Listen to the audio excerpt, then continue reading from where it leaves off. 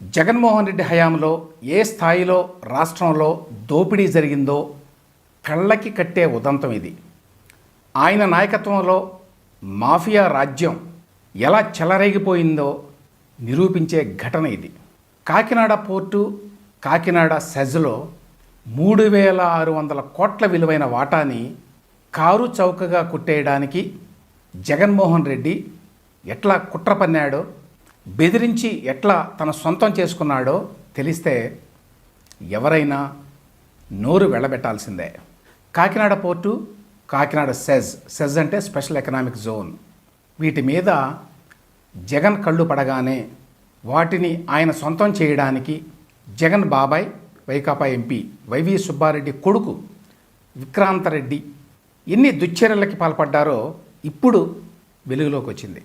Kakinada port, Kakinada సెజ్ల original owner KV Rao, Karnati Venkateswararao తాజాగా ఇచ్చిన ఫిర్యాదుతోటి ఈ వ్యవహారంలో లోతుపాతులన్నీ కూడా ఇప్పుడు బయటపడ్డాయి.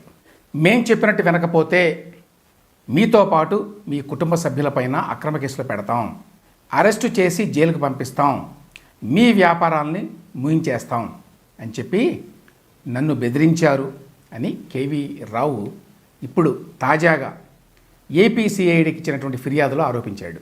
ప్రభుత్వ అధికారాన్ని దుర్వినియోగం చేసి తన మీద ఒత్తిడి తీసుకొచ్చి కాకినాడ సీపోర్ట్స్ లిమిటెడ్లో 2500 కోట్ల విలువైన వాటాల్ని 494 కోట్లకి, కాకినాడ సెజ్లో 1109 కోట్ల విలువైన వాటాల్ని 12 కోట్లకి బలవంతంగా అరబిందో సంస్థకి బదలాయించుకున్నారు అని చెప్పి బాధితుడైనటువంటి కేవీ రావు, కర్ణాటి వెంకటేశ్వరరావు సిఐడికి సోమవారం నాడు ఫిర్యాదు చేశారు.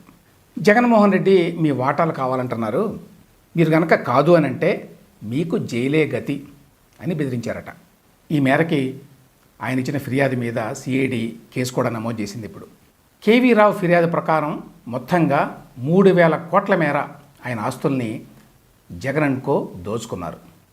కేవీ రావు సోమవారం నాడు ఇచ్చిన ఫిర్యాదు ప్రకారం జగన్మోహన్ రెడ్డికి కజిన్ అయ్యేటువంటి వై విక్రాంతరెడ్డి, వైవి సుబ్బారెడ్డి కొడుకు, అలాగే వైసీపీ ఎంపీ వి విజయసాయిరెడ్డి, ఆయన అల్లుడి సోదరుడు, అట్లాగే అరబిందో సంస్థ ఓనర్లో ఒకడు పి శరచంద్రారెడ్డి, అలాగే పీకేఎఫ్ శ్రీధర్ అండ్ సంతానం అనేటువంటి ఆడిట్ సంస్థ, Aurobindo reality and infrastructure private limited దాని డైరెక్టర్లు, ఇంకా ఇతరుల్ని ఈ కేసులో నిందితులుగా సిఐడి చేర్చింది.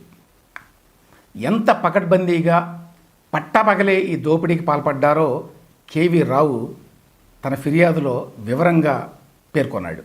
కాకినాడ సీపోర్ట్స్ లిమిటెడ్ కంపెనీలో కేవీ రావుకి 41.12% వాటా ఉంది. కాకినాడ పోర్టు గత కొన్ని సంవత్సరాలుగా లాభాల్లో ఉంది. జగన్ లాక్కున్న 2019-20 సంవత్సరంలో కూడా 628 కోట్ల రూపాయల ఆదాయం ఆర్జించింది కాకినాడ పోర్టు. ఇది కాకుండా పోర్టు దగ్గర 240 కోట్ల రూపాయల నగదు కూడా నిల్వ ఉంది. ఇట్లా పచ్చగా ఉన్న కంపెనీ మీద జగన్ కళ్ళు పడ్డాయి. దీన్ని సొంతం చేసుకోవాలని చెప్పి నిర్ణయించుకున్నాడు. దీంతో పాటు కేవీ రావుకే చెందినటువంటి Kakinada SEZ special economic zone కూడా ఉంది. ఈ సెజ్కి పొన్నాడ, మూలపేట, రామణక్కపేటల్లో 8320 ఎకరాల భూములు ఉన్నాయి. కాకినాడ సెజ్లో కేవీ రావుకి 48.74% వాటా ఉంది. మిగతా వాటా జిఎంఆర్ వాళ్ళది. దీని మీద కూడా జగన్ కాసి పుట్టింది. రాజు తలుచుకుంటే దెబ్బల కొదమే ఉంది. కేవీ రావుని బెదిరించి భయపెట్టి ఈ రెండింటిని చౌకలో కొట్టేయడానికి పథకం రచించారు. ఈ పథకాన్ని అమలు చేసే బాధ్యతని వైవి సుబ్బారెడ్డి కొడుకు విక్రాంత్ రెడ్డికి జగన్మోహన్ రెడ్డి అప్పగించారు. మొదట వైసీపీ ఎంపీ విజయసాయిరెడ్డి 2020 మే నెలలో కేవీ రావుకి కాల్ చేశారు. కాకినాడ సీపోర్ట్స్ లిమిటెడ్ వ్యవహారం మీద వైవి సుబ్బారెడ్డి కొడుకు వై విక్రాంత్ రెడ్డిని కలిసి మీరు ఒకసారి మాట్లాడాలి అని చెప్పారట. ఆయనతో పాటు అరబిందో ఓనర్గా ఉన్నటువంటి పెనక శరచంద్రారెడ్డి, ఈయన విజయసాయిరెడ్డి అల్లుడైన రోహిత్ రెడ్డికి సోదరుడు, ఆయన కూడా ఉంటారు అని విజయసాయిరెడ్డి చెప్పారట. ఈలోగా కేవీ రావుని లొంగ తీసుకోవడానికి జగన్ అండ్ కో గ్రౌండ్ కూడా ప్రిపేర్ చేశారు. ఎలా అంటే కాకినాడ పోర్టు యాజమాన్యానికి, ఏపీ ప్రభుత్వానికి 1999లో ఒక కన్సెషన్ అగ్రిమెంట్ కుదిరింది. దాని ప్రకారం కాకినాడ పోర్టు స్థూల రాబడిలో 22% రాష్ట్ర ప్రభుత్వానికి చెల్లించాలి కాకినాడ పోర్టు యాజమాన్యం. దీన్ని సాగ్గా పెట్టుకొని జగన్ ప్రభుత్వం ఆడిట్ చేయించడానికి నిర్ణయించింది కాకినాడ పోర్టుని. పీకేఎఫ్ శ్రీధర్ అండ్ సంతానం కంపెనీతోటి ఆడిట్ చేయిస్తున్నామని చెప్పి ప్రకటించారు. కాకినాడ పోర్టు రాష్ట్ర ప్రభుత్వానికి 965 కోట్ల రూపాయలు కట్టాల్సి ఉంది అని చెప్పి వాళ్ళతోటి ఒక నివేదిక తయారు చేయించారు. దాన్ని అడ్డం పెట్టుకొని జగన్మోహన్ రెడ్డి ప్రభుత్వం బెదిరింపు పర్వానికి శ్రీకారం చుట్టింది. ఆ తర్వాత విక్రాంత్ రెడ్డి కేవీ రావుకి కాల్ చేసి హైదరాబాద్ జూబ్లీ హిల్స్లో మా ఇంటికి రండి అని చెప్పాడు. అక్కడ ఆయన ఏం చెప్పాడు, స్పెషల్ ఆడిట్ నివేదిక ప్రకారం ఏపీ ప్రభుత్వానికి మీ కాకినాడ పోర్టు 1000 కోట్ల మేర సొమ్ము చెల్లించాల్సి ఉంటుంది. ఆ డబ్బు కట్టాలని కనుక ఏపీ ప్రభుత్వం నోటీసులు ఇస్తే మీ కంపెనీ తీవ్ర ఇబ్బందుల్లో పడుతుంది అని చెప్పి హెచ్చరించాడు. కాబట్టి పోర్టులో మీకున్నటువంటి 41% వాటాని, అట్లాగే కాకినాడ సెజ్లోని 48.74% వాటాలని మేం చెప్పిన వాళ్ళ పేరు మీద బదిలీ చేయాలి మీరు అని తీవ్రంగా ఒత్తిడి చేశారట. 2020 జూన్ 24న ఈ కేవీ రావు గారు విక్రాంత్ రెడ్డి ఇంటికి వెళ్ళారు. అప్పటికే అక్కడ శరత్ చంద్రారెడ్డితో పాటు మరికొందరు వ్యక్తులు కూడా ఉన్నారట. అలాగే వరుణ లా అనేటువంటి కంపెనీ న్యాయవాదులు కూడా ఉన్నారట. అక్కడే ఈ 2 వ్యాపారాల్లో అంటే కాకినాడ పోర్టు, కాకినాడ సెజ్, అందులో కేవీ రావుకు ఉన్నటువంటి వాటాని ఆయన అమ్ముతున్నట్టుగా ఒక ఒప్పందం తయారు చేసి ఆ ఒప్పందం మీద బలవంతంగా సంతకాలు తీసుకున్నారట. ఇంకా గమ్మత్తు ఏంటంటే ఎంత మొత్తానికి అమ్ముతున్నాం, ఎంత కొంటున్నారు అనేది ఆ ఒప్పందంలో లేదు. మేము నియమించేటువంటి మర్చెంట్ బ్యాంకర్ దీని విలువ ఎంత అని చెప్పి ఆయన నిర్ణయిస్తారు తర్వాత అని చెప్పి ఆ ఒప్పందంలో పేర్కొన్నారట. కాకినాడ సెజ్లో కేవీ రావుకి 48% వాటా ఉంటే జిఎంఆర్కి మిగతా వాటా ఉంది. అయితే ఒకసారి కేవీ రావు దగ్గర నుంచి కాకినాడ సెజ్లో ఆయనకున్నటువంటి 48% వాటాని లాక్కున్న తర్వాత జిఎంఆర్ దగ్గర నుంచి కూడా అరబిందో రియల్టీ వాళ్ళ వాటాని కూడా కొనుగోలు చేసింది. అంటే మొత్తంగా కాకినాడ సీపోర్ట్లో 41%, కాకినాడ సెజ్లో 100% జగన్మోహన్ రెడ్డి తమకు కావాల్సినటువంటి అరబిందో రియాలిటీకి కట్టబెట్టాడు. కాకినాడ పోర్టులో 41.12% వాటా విలువ 2500 కోట్ల కంటే తక్కువ ఉండదు. దాన్ని 494 కోట్లకి దాన్ని 494 కోట్లకి తీసుకుంటామని చెప్తున్నారు.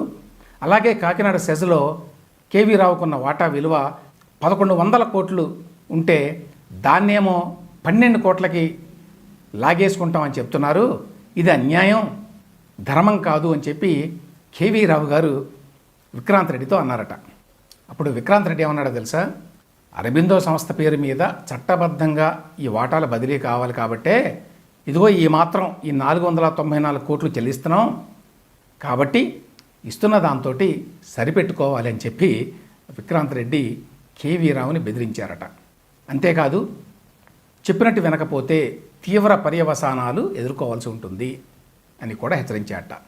వాళ్ళ మోడస్ ఆపరండి ఉంది కదా, నిన్ను నీ కుటుంబ సభ్యుల్ని అరెస్ట్ చేసి జైల్లో వేస్తాం, నీ ఇతర వ్యాపారాలని మూసేయిస్తాం అని చెప్పి భయపెట్టారట. దీంతో కేవీ రావు తనకి కాకినాడ పోర్టు, కాకినాడ సెజ్లో ఉన్నటువంటి వాటాల బదిలీ ఒప్పందాల మీద సంతకం చేయక తప్పలేదు. ఈ మొత్తం వ్యవహారానికి కర్త కర్మ క్రియ అన్నీ కూడా అప్పటి సీఎం జగనే అని చెప్పి కేవీ రావు తన ఫిర్యాదులో పేర్కొన్నారు. అన్ని సంతకాలు పూర్తయిన తర్వాత విక్రాంత్ రెడ్డి, శరత్ చంద్రారెడ్డి కేవీ రావుని విజయవాడకు పిలిపించారట. పిలిపించి అప్పటి సీఎం జగన్మోహన్ రెడ్డి గారి దగ్గరికి తీసుకెళ్లారు. ఇప్పటివరకు ఏం జరిగింది అని చెప్పి విక్రాంత్ రెడ్డి జగన్మోహన్ రెడ్డికి వివరించారట. అంటే ఒప్పందాల మీద సంతకాలు కూడా అయిన తర్వాత ఇదంతా దీని మీద కొంచెం ప్రొటెస్ట్ చేద్దాం, ఇది అన్యాయంగా చాలా తక్కువ తీసుకుంటున్నారు అని చెప్పి చెప్పడానికి కేవీ రావు ప్రయత్నిస్తే జగన్మోహన్ రెడ్డి ఆయన్ని మాట్లాడనివ్వలేదట. విక్రాంత్ రెడ్డి చెప్తే అది చేయాలి మీరు, అంతే, ఇంకేం మాట్లాడొద్దు అని చెప్పారట. దీన్ని బట్టి ఇదంతా కూడా జగన్మోహన్ రెడ్డి కోసమే జరుగుతోందని చెప్పి నాకు తేట తెల్లమైంది అని చెప్పి ఆ ఫిర్యాదులో కేవీ రావు గారు పేర్కొన్నాడు. ఆ విధంగా 3600 కోట్ల రూపాయల విలువైన వ్యాపారాలని జగన్మోహన్ రెడ్డి తన అధికారాన్ని అడ్డుపెట్టుకొని స్వాధీనం చేసుకున్నాడు, సొంతం చేసుకున్నాడు.